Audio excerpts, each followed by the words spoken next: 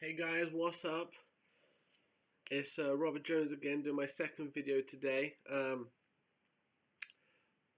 gonna talk about the Patriots in this video and what's been going on so far in free agency, who they've signed, who they haven't. Obviously, we haven't made too many moves, like a lot of teams have, which is not anything, out of the ordinary for us. So, there's not been a massive amount of players go one way or the other for me to discuss. There's not many players left now who could really change many teams or improve many teams left. So when you look at the scheme of things and what's been happening so far, obviously all the big deals were kind of happening even before it began. So it's difficult to kind of judge. If there's any really, I mean, there's one or two players left now who, like Michael Crabtree, but obviously not with not being signed by now. There must be something that teams are aware of that they don't like. So obviously there's some doubt with Michael Crabtree. But apart from that, there's most of the players that could really change a team's attack or defense. They're pretty much gone now. So I'll just get stuck into what's been happening with the Patriots so far. The main guy I want to discuss was Darrelle Revis. Obviously, it's big pickup for us last year when we got him. I was really excited to have him. It's great to have him for the 1 year like we did, and obviously win the Super Bowl in that season with him, get his first ring for him. So can't complain about that. I was really disappointed when he left, but unlike a lot of fans, when we lose one player, it's why did Bill Belichick do this? Why did we not offer more money? And in some cases, it's been true. We really should have matched offers or just put more money out there. To try and keep those kind of players. But in this case with Darrelle Revis, I truly believe that he loves New York. So you can't you can't just force a guy to stay. Obviously, there was the 20 million pickup option to keep him, but he didn't want that. We didn't want that. So that was never going to be an option really. So obviously, going back to the Jets, he's excited to win, apparently. Which for me, if you wanted to win, obviously there's better places to do it with. But if you love the Jets like he did, fair dues to him. I'm not going to hold that against him, and it's a shame that he's going to be competing twice a year against us again. But what can you do? That's life. That's how it is. Obviously, then there was also Devin McCourty, who we re-signed, which I'm really happy about.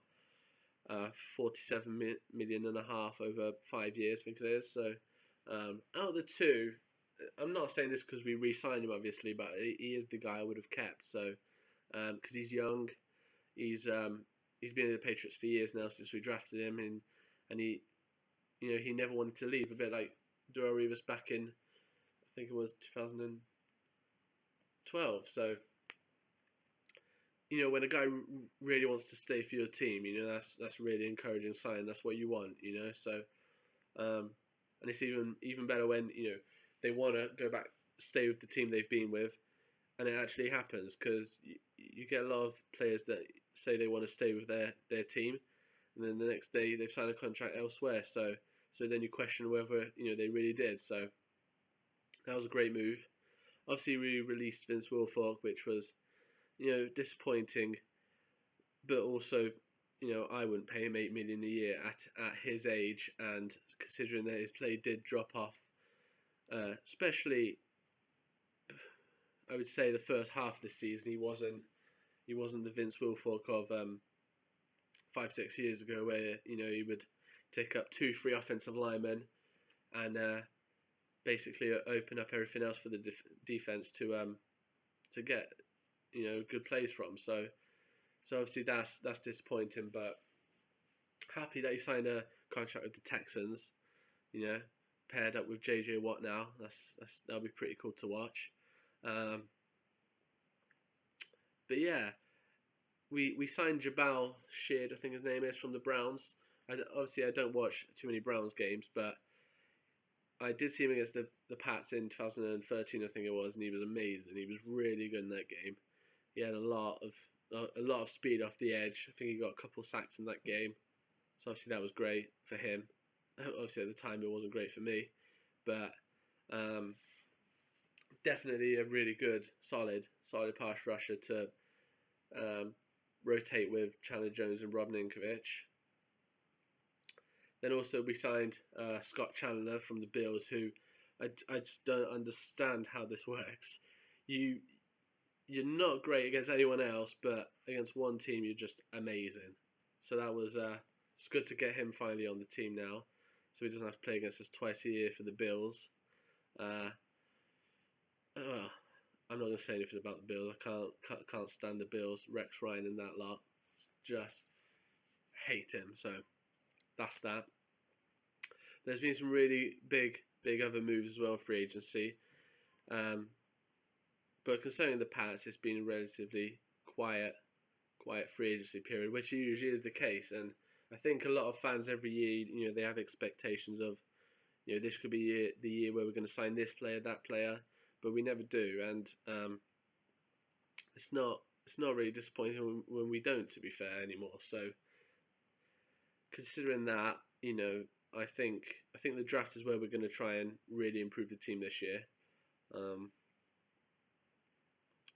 So that's it really on the Pats. A couple of other moves I want to discuss. Ndamukong Suh to the Miami Dolphins. I know there's a lot of money. I think it's 110 million over 6 years with 60 guaranteed. So that's obviously he's getting paid, But great pickup for the Dolphins. I mean, Suh on the interior with Wake on the outside is just formidable. That's just going to be incredible. So as long as the Dolphins can, each year since I've been watching since 2011, so I'm relatively new. Each year the Dolphins have been getting better. So I'd expect this year, and they got rid of Mike Wallace.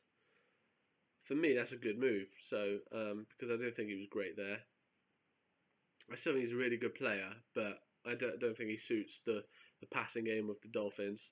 And obviously the last move, I think I tweeted this out the other day, is Byron Maxwell to the Eagles, because like I said on Twitter, I'm a massive fan of Byron Maxwell. I think he's great. I think it was the game against the Packers in this year's past playoffs in the NFC Championship game. I think it was definitely 2 interceptions, but it might have been 3 of Aaron Rodgers.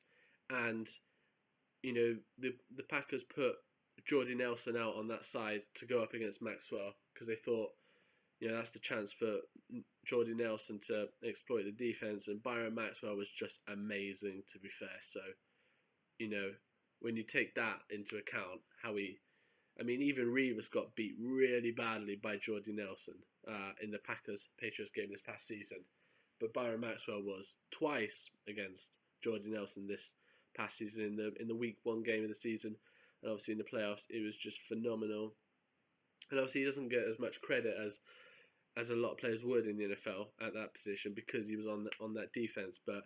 And I've always had a little thing for the Philadelphia Eagles. I've always liked the Eagles, so happy to see them get a player like Byron Maxwell after some of the moves they've made, which were very interesting to say the least. So just touching on a few points there. Obviously, with the Pats losing Revis, it's not ideal for the defense going into next season. So we'll have to watch what happens and obviously take it from there. So hope you guys enjoy. It's my second ever video. I'll get better, don't worry. So obviously, see you soon, guys. See ya.